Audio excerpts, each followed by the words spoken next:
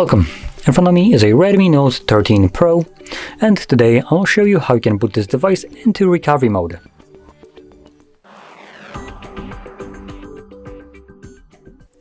So to get started, let's hold our power button, ignore this pop-up, and then once you see the actual options, you can let go of the power button, swipe up to turn it off, and when the device turns off, hold your power button and volume up at the same time.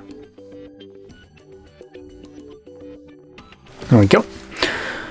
So once this mode shows up, you can let go of the buttons, and in here we have only three options. We have reboot, wipe data, and connect with Mi Assistant, which we do need to use, as you can see, volume buttons, as touchscreen doesn't actually function here.